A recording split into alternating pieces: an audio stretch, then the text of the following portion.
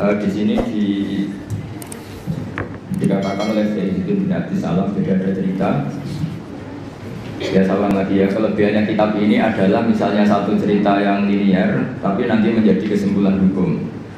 Kita tahu Nabi Musa itu orang Israel yang hidup di Mesir. Mesir dulu bahasanya Al-Qibti, makanya sekarang jadi Egypt. Jadi kalau dulu orang Arab dulu bilang apa? Al-Qibti ya, apa? Al-Qibti ya. Sehingga kalau mengistilahkan di antara istrinya Nabi namanya Maria Qibtiyah, artinya berbangsa apa? Mesir.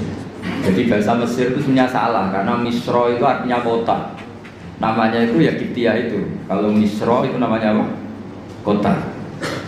Nabi Musa hidup di Mesir, kemudian dianiaya oleh Fir'aun, ini kemudian beliau mau dibunuh, melarikan diri ke Madian. Melarikan diri ke Madian ini dirawat sama Nabi Syuaib. Nah, asal muala cerita, beliau di kawasan Madian, saya pernah di Wadi Musa itu, sekarang ikut di Jordan. Jadi Madian sekarang itu ikut mana? Jordan. Saya pernah ke sana di Wadi Musa. Nah, beliau pas di situ santai-santai terus menemukan wajada ummatan minan nas yaskun, orang rame-rame mengambil air, terus wajada min dunihim mur'ataini apa? Tajudan. Qala ma khatbukuma, terus qala ta la nasqi hatta yusdira ri'a wa abuna sayhum kabir. Terus ada orang apa ngambil air, terus di antara mereka itu ada dua perempuan. Tidak usah diteruskan cantik apa enggak, karena Nabi itu enggak boleh jelalatan. Tapi yang jelas cantik. Karena putrinya Nabi itu enggak boleh jelek. Bukan, memang gitu, Allah itu punya sunnah unik. Jadi istrinya Nabi, putrinya Nabi itu enggak boleh jelek. Karena nanti jadi ma'rudan lil taubah, jadi sasaran bulian. Jadi mulai dulu memang aturannya gitu. Enggak tahu saya bikin aturan siapa, tapi memang seperti itu. Sehingga kalau dalam tradisi kiai katanya marisi Nabi ilmunya susah, penting marisi punya istri cantik. Karena nggak ada Nabi yang istrinya jelek. Tapi kalau dosen boleh karena takdir. Karena ulama itu warasatul. Jadi pada marisi yang lain-lain itu berat ya sudah itu. Akhirnya ini cerita ya, tapi ini nyata. Akhirnya ditanya sama Nabi Musa, kenapa kamu tidak ikut berebut ngambil air, karena air di sana susah. Terus saya tidak bisa, kita ini perempuan, kalau berebut pasti salah. Dan kita harus kerja mengambil air sendiri karena wabuna syaikhun kabir, kita punya orang tua sudah sepuh, sudah tua.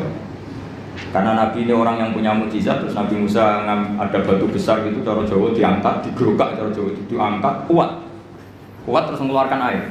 Akhirnya ya sudah, kamu ngambil air di sini, kata Nabi Musa. Setelah itu beliau diam di tempat itu lagi, dua perempuan tadi pulang.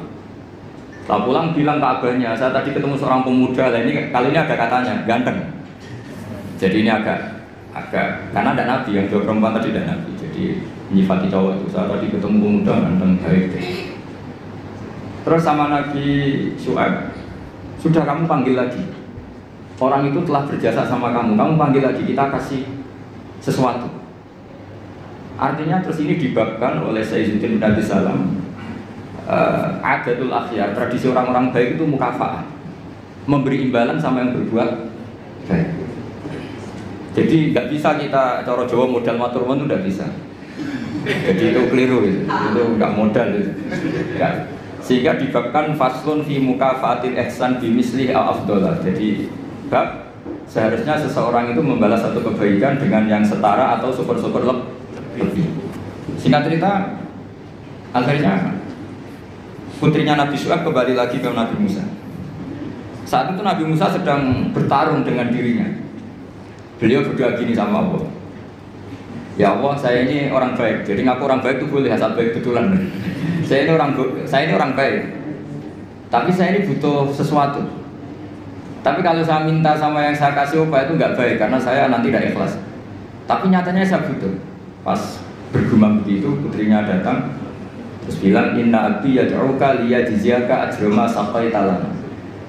Jadi lebih vulgar. Jadi ini tradisi Nabi sama Anda itu beda. Saya ulang lagi, ini sambil latihan bahasa Arab sama latihan filsafatnya orang-orang baik. Putrinya Nabi Syuaib itu tidak Nabi, sehingga kalau ngedikan lebih kasar. Bapak saya mengundang kamu supaya memberi upah atas apa yang pernah kamu lakukan. Jadi ada kalimat ajroma saqaita lana. Pakai kata ajrun, ujur, upah. Padahal Nabi Syuaib tidak mengajarkan seperti itu. Setelah diceritain putrinya, tolong orang itu panggil. Saya ingin mukafa'ah, saya ingin membalas jasa. Tapi oleh putrinya itu dibahasakan apa? Upah, jadi lebih kasar. Terus singkat cerita Nabi Musa ikut pulang karena beliau nggak tahu jalannya, beliau di belakang. Kata cerita itu entah kena angin entah apa, yang jelas nggak pakai celana, mungkin pakai maxi atau pakai rok itu. Agak terbuka sedikit karena Nabi itu ya Nabi betul memang. Sudah, Mbak kamu jalan di belakang, nanti jalannya kamu yang mandu. Kalau saya di belakang kamu nanti tahu macam-macam. Akhirnya Nabi Musa di depan, yang putrinya Nabi Syuaib di belakang. Terus kalau kanan kirinya dipandu, ayo kiri kanan gitu, soalnya gitu. Singkat cerita sampai di rumah sudah dihidangkan makanan yang lezat, yang mewah. Terus kata Nabi Musa, kita ini inna ahla baitin, kita ini dari keluarga terhormat yang nggak terlintas dapat balasan atas semua kebaikan yang kita lakukan. Jadi mukadimahnya sudah keren. Kita ini satu keluarga punya tradisi kalau melakukan kebaikan itu nggak ingin dapat apa? Balasan. Kata Nabi Syuaib, kita dari satu keluarga yang kalau ada orang berbuat baik itu rahmatur wontok tapi menjamu. Pokoknya adu tradisi besar yang luhur tentu. Terus Nabi Musa dipaksa harus mau ikut apa? Makan jamuan. Yang mulai usia putrinya Nabi Syuaib tadi. Kata Nabi putrinya Nabi Syuaib muji-muji bahwa pemuda ini qawiyun amin, orang yang kuat karena bisa ngangkat batu besar, aminun terpercaya karena harusnya bisa melihat entah apal, entah tumit, entah apa. Itu sudah satu kemewahan. Kalau di Arab lihat gitu tuh kemewahan. Kalau di Indonesia kan enggak. Karena banyak pakai celana pendek. Jadi itu kalau di Arab. Sampai orang Arab itu kalau melihat resepsi itu senang. Padahal orangnya cadaran itu kadang hanya melihat tumit. Itu sudah mewah, bukan main. Di sini alhamdulillah tidak mewah. Karena lebih ekstrim banyak. Akhirnya disifati amin. Terus ditanya sama bapaknya, kenapa kamu mensifati Musa itu qawi karena bisa ngangkat batu? Kenapa kamu sifati amin? Tadi dia di belakang kita karena melihat sesuatu. Tadi tumit, tadi hanya tumit. Terus minta kita di belakang. Karena Nabi Syuaib tahu arahnya putrinya itu senang, terus masyhur itu. Terus Nabi Syuaib menghentikan inni uridu an unkihaka ihtabnataya hataini ala anta jurani sama yang saya ingin menikahkan kamu dengan salah satu putri saya. Tapi syaratnya kamu harus mengkhidmati saya bekerja di sini minimal 8 tahun. Karena Nabi Syuaib itu pedagang, jadi kalau gratisan nggak mau. Jadi Nabi Syuaib itu ya unik. Beliau Nabi yang besar karena dagang. Makanya masyhur setiap Nabi Syuaib yang diperingatkan ke kaumnya apa? Auful mikyala wal mizana wala tabkhasun nasa asya'u. Jadi ini bagian dari ulumul Quran. Jadi Nabi itu kelihatan polanya. Kalau beliau ngendikan perdagangan berarti beliau ditakdir profesinya itu dagang. Sehingga Nabi Syuaib itu setiap diceritakan Quran pasti yang diceritakan itu ngendikan beliau auful mikyala wal mizana wala tabkhasun nasa asya'u. Akhirnya terus di situ jadi ketentuan fikih bahwa maharnya perempuan itu tidak harus berupa materi tapi boleh profesi. Jadi Nabi Musa itu tidak punya uang karena dia posisi orang pelarian ya dari Fir'aun. Tapi beliau sanggup jadi karyawannya Nabi Syuaib berapa? 8 tahun. Imbalan dapat putrinya. Terus kata Nabi Syuaib, fa'in asmamta asron famin indik. Tapi kalau kamu menjadikan itu 10 tahun maka ya nggak apa-apa. Ada kalimat lain, wama uridu an asyukwa alaik. Tapi saya tidak ingin memperberat kamu. Jika cerita Nabi Musa akhirnya mau. Terus kemudian beliau menyempurnakan sampai 10 tahun. Terus oleh Nabi Syuaib itu dikasih tongkat. Jadi tongkatnya Nabi Musa yang sakti itu tidak dari bapaknya tapi dari mertuanya. Makanya terus sekarang banyak mantu yang ngincer warisan mertua itu. Itu ya agak ada sejarahnya. Jadi kadang-kadang mantu itu sopan itu harus dicurigai. Kan biasanya orang-orang sukses itu anaknya di Jakarta di mana-mana ada satu mantu di rumah. Itu kadang modal balsem dapat warisan. Jadi kalau mertuanya sakit itu dikasih balsem salon pas, kelihatan peduli sudah akhirnya dapat warisan sama hidup. Itu tidak tahu itu haram apa enggak, kayaknya haram. Itu karena trik itu kategorinya itu. Karena dalam faraid itu mantu enggak termasuk ahli waris. Ngomong nggak kanggu, kalau dalam faraid mantu itu orang nggak kanggu.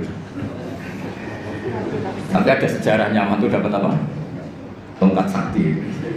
Tapi intinya yang jasa besar Izzuddin bin Abdi Salam adalah satu tarikh, satu manakib itu menjadi hukum fikih.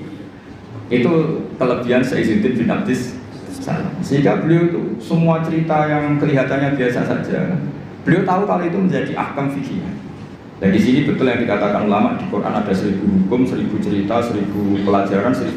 Itu sebagian besar itu bukan langsung bahasa hukum kayak di kanon-kanon ilmiah itu enggak ya, memang bahasanya cerita biasa.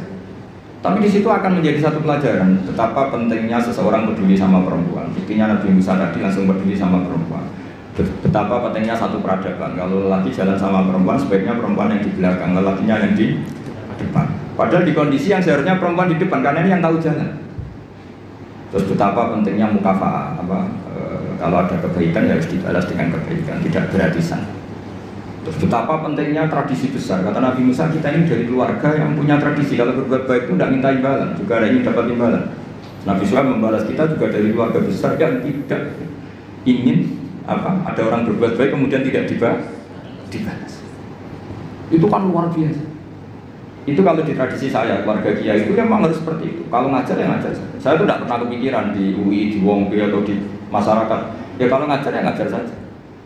Jika dalam tradisi ilmu tasawuf itu kalau sholat ya sholat saja. Kriminal besar kalau dalam ilmu tasawuf orang sholat ingin masuk surga itu kriminal besar itu kalau dalam